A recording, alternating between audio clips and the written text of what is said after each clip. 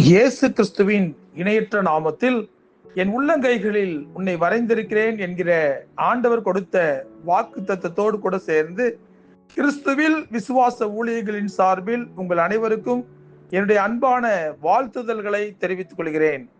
இன்றைய நாளுக்கான golden apple உன்னத பாட்டின் புஸ்தகம் 5ஆம் அதிகாரம் 2ஆம் வசனம். நான் நித்திரை பண்ணினேன், என் இதயமோ விழித்திருந்தது, கதவை தட்டுகிற என் நேசரின் சத்தத்தை கேட்டேன். இன்றைய செய்தியின் தலைப்பு, இதயத்தை விழித்திருக்கும்படி வைத்துக் கொள்ளுங்கள். ஓடிக்கொண்டிருக்கும் நம்முடைய இதயம் தூங்குவதற்கு வாய்ப்பு உண்டா? நம்முடைய இதயம் தூங்குவதில்லை. இதயம் இருக்கும் மனிதர்கள் மட்டுமே தூங்குகிறார்கள். நாம் விழித்திருக்கும் போதும் சரி, தூங்கும் போதும் சரி, இதயம் தனது ரத்தத்தை பம்ப் செய்யும் பணியை தொடர்ந்து செய்து கொண்டே இருக்கிறது. அது வாழ்நாள் முழுவதும் ஓய்வின்றி தொடர்ந்து இயங்கிக் கொண்டே இருக்கிறது. நாம் தூங்கும் போது நம் உடலில் மற்ற உறுப்புகள் எல்லாம் பெரும்பாலும் ஓய்வெடுக்கின்றன. ஆனால் இதயம் மட்டும் இயங்கிக் கொண்டே இருக்கும். இதயத்தின் துடிப்பு மட்டும் பகல் நேரத்தை விட சற்று மெதுவாக இயங்கும். அதற்கு காரணம், நாம் ஆழ்ந்த உறக்கத்துக்கு செல்லும் போது நம்முடைய சுவாசம் குறைகிறது.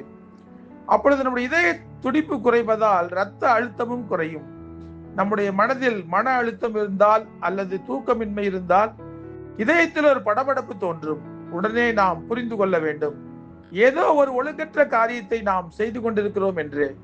ஆகவே எந்த காரியத்தில் நாம் மன அழுத்தத்தோடு காணப்படுகிறோமோ அந்த காரியத்திலிருந்து நாம் உடனடியாக வெளியே வந்துவிட வேண்டும். சராசரியாக நாம் தூங்க வேண்டிய 6 முதல் 8 மணி நேரம் என்கிற அளவை நாம் சரியாக சீரமைத்துக் கொள்ள வேண்டும். எதற்கு இவ்வளவு முக்கிய தகவல்களை நான் உங்களுக்கு சொல்லுகிறேன் என்றால், ஒரு சரீரத்தில் இதயம் மட்டும் எப்பொழுதும் இயங்கிக் கொண்டிருப்பது போல ஒரு ஆவிக்குரிய பிள்ளையின் ஆத்துமா எப்பொழுதும் விழித்துக் கொண்டிருக்க வேண்டும். தூக்கத்திலும் விழித்திருக்கிற ஒரு தன்மை, தூக்கத்திலும் ஒரு எதிர்பார்ப்பு, தூக்கத்திலும் ஒரு ஜெப ஜீவியம் ஆகியவை தேவனுடைய பிள்ளைகளுக்கு மிகவும் இன்றியமையாதவைகள் ஆகும். ஏனென்றால் கர்த்தருடைய வருகை நினையாத நாளிகையில் இருக்கும் அல்லவா? வருகைக்குரிய எல்லா அடையாளங்களும் நம் கண் முன்னால் தோன்றிக் கொண்டிருப்பதை நாம் பார்த்து கொண்டிருக்கிறோம் அல்லவா? நாடுகளுக்கு விரோதமாக நாடுகள் போர் செய்ய ஆரம்பித்து விட்டன. கடுமையான ஒரு பஞ்சத்தை நோக்கி உலகம் சென்று கொண்டிருக்கிறது. பல இடங்களில் காற்றை கூட விலை கொடுத்து வாங்கி கொண்டிருக்கிறார்கள். ஆண்டவருடைய வருகை திருடன் வருகிறது போல இருக்கும். அப்படி என்றால் தூங்க வேண்டாமா என்று கேட்கிறீர்களா? தூக்கம் மிகவும் அவசியமானதுதான். ஆனால் அதற்கே என்று ஒரு கால அளவு உள்ளது. கண்ட நேரத்திலும் தூங்கி கொண்டிருக்க கூடாது.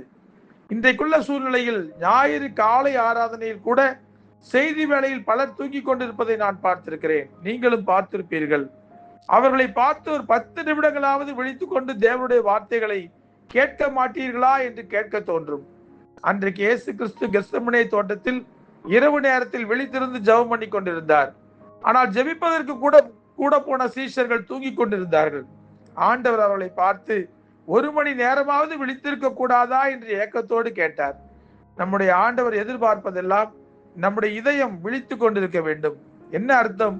ஓடிக்கொண்டிருக்கும் நம்முடைய இதயம் உணர்வுள்ளதாக இருக்க வேண்டும்.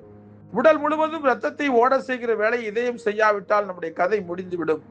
அதனால் தன்னுடைய பொறுப்பை உணர்ந்து இதயம் இடைவிடாமல் ஓடிக்கொண்டே இருக்கிறது. அப்படி என்றால் பிசாசானவன் எவனை விழுங்கலாமோ என்று கர்ஜிக்கிற சிங்கம் போல சுற்றி திரிந்து கொண்டிருக்கிற இந்த காலத்தில் நம்முடைய சரீரம் தூங்கினாலும் நம்முடைய இருதயம் விழித்திருக்க வேண்டும் அல்லவா? சோதனைக்கு உட்படாதபடி விழித்திருந்து ஜெபிக்கிற உள்ளத்தை ஆண்டவர் எதிர்பார்க்கிறார். அப்பொழுதுதான் நமக்கு விரோதமாக பிசாசானவன் கொண்டு வருகிற போராட்டங்களை இயேசு கிறிஸ்துவின் நாமத்தினால் நாம் தடுத்து நிறுத்த முடியும். நாம் தூங்குகிற நேரத்தில் கூட நம்முடைய இதயம் விழித்திருந்தால் நம் இதயத்தோடு கூட ஆண்டவர் சொப்பனத்தின் மூலமாகவும் தரிசனங்கள் மூலமாகவும் பேசுவார். அப்படி ஆண்டவர் பேசுவதை பரிசுத்த வேதாகமத்தில் பல இடங்களில் பார்க்கிறோம். நம்முடைய ஆத்துமாவில் ஆண்டவரை தேடுகிற வாஞ்சை இருந்தால் போதும், ஓடிக்கொண்டே இருக்கிற நம்முடைய இதயம் அதிகாலை 4 மணிக்கு நம்மை எழுப்பி விட்டுவிடும். எழுந்த வேகத்தில் நாம் ஆண்டவரோடு கூட பேசலாம். நம்முடைய இதய கதவை தட்டுகிற நேசருடைய சத்தத்தை கேட்கலாம். உன்னத பாட்டில் எவ்வளவு அழகாக சாலமோன் எழுதியிருக்கிறார் என்று பாருங்கள். ஆகவே இதயத்தை விழித்திருக்கும்படி பார்த்துக் கொள்ளுங்கள். நம் இதய கதவை தட்டுகிற நேசருடைய சத்தத்தை கேளுங்கள். ஆண்டவரை சந்திக்க ஆயத்தமாகுங்கள். ஜெபிப்போமா? அன்புள்ள ஆண்டவரே, இந்த உலகத்திலே நாங்கள் தூங்குகிற நேரத்தை கணக்கிட்டு பார்த்தால் எங்களுடைய ஆயுசின் நாட்களில் பல வருடங்களில் நாங்கள் தூக்கத்திலேயே கழித்து போட்டு விடுகிறோம். ஒருவேளை எங்கள் சரீரம் தூங்கிக் கொண்டிருந்தாலும் எங்களுடைய இதயம் பல விஷயங்களிலே விழித்துக் கொள்ள வேண்டும் என்று சொல்லி நீங்க எதிர்பார்க்கிறீங்க என்று சொல்லி நாங்கள் உணர்கிறோம் ஆண்டவரே. எங்களுடைய இதயத்திலே ஒரு பாரம் வர வேண்டும். எங்களுடைய இதயத்திலே ஒரு விழிப்பு வர வேண்டும். எங்களுடைய இதயத்திலே ஆண்டவரே உமக்காக என்ன செய்ய வேண்டும் என்கிற பல கேள்விகள் எழும்ப வேண்டும். அப்பொழுதுதான் ஆண்டவரே எங்களுடைய சரீரம் தூங்கிக் கொண்டிருந்தாலும் எங்கள் இதயம் விழித்திருக்கிறது என்பதை நாங்கள் உணர்ந்து விழித்திருக்கிற இதயத்துக்கு பல வேலைகளை எங்களால் கொடுக்க முடியும். ஆகவே ஆண்டவரே எங்களுக்குள்ளே ஆண்டவரை விழித்திருக்கிற ஒரு இதயத்தை எங்களுக்குள்ளே கொடுங்க. உணர்வுள்ள ஒரு இதயத்தை நீர் எங்களுக்கு கொடுங்க ஆண்டவரே. இந்த உலகம் அழிவை நோக்கி போய்கொண்டிருக்கிறது என்பதை நாங்கள் உணர்ந்து ஆண்டவரே நாங்கள் தூங்கிக் கொண்டே இருக்கிறவர்களாக இருக்காமல் விழித்திருந்து ஜெபிக்க, ஆண்டவர் விழித்திருந்து பெரிய காரியங்களை உங்களிடத்திலிருந்து எதிர்பார்க்க, இந்த தேசத்தை அசைக்க, ஆத்துமாக்களை ஆதாயப்படுத்த எங்களுக்கு இது எங்களுடைய இதயத்திலே விழிப்புணர்வை நீங்க கொடுங்க.